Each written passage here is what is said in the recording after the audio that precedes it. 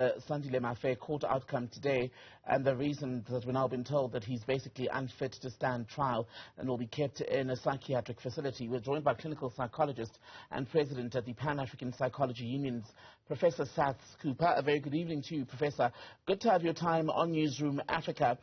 Take us through the way in which these sort of determinations are made where accused people are concerned. Well, I think in this particular case, the process has been quite a thorough one because the bar is very low in our legal system. And it's quite easy for persons to be referred for observation and to be found fit to stand trial. And often in our courts, we haven't had the lengthy and fairly elaborate processes undertaken to make this determination. And I think that's kudos to our legal system as well as to the health professionals who made the determination. I cannot help but think about how Dimitri Tsafendas was treated when he was accused in 1966 of stabbing Hendrik Vervoet to death in Parliament, and how he barely appeared in court and was locked away forever. In this case, the judge has painstakingly provided an approach that the correctional services have to follow, and that he will then be transferred to an appropriate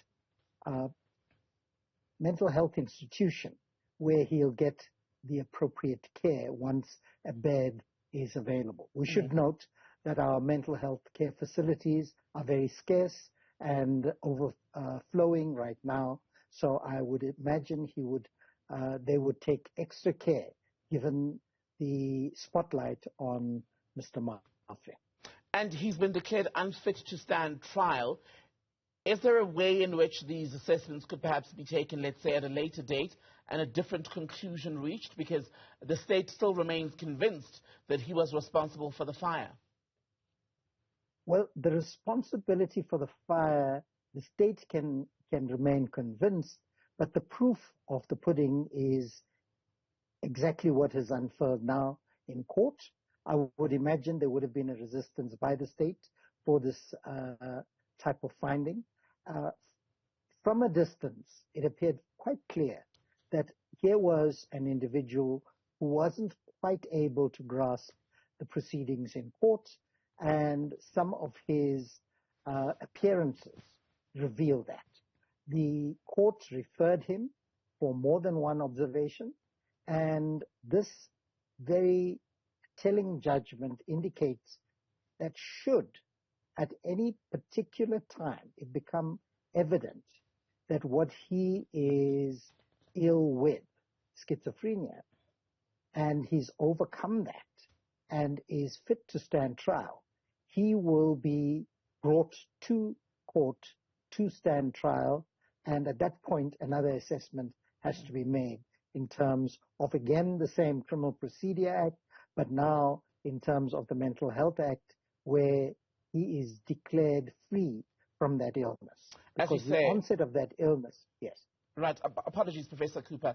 As you say, Zandile Mafe, we've been told today, suffers from schizophrenia. How serious a mental illness is it, and how much of an opportunity does it present for a person, I don't want to say recover, but to be better in terms of their health at a later date, perhaps with treatment?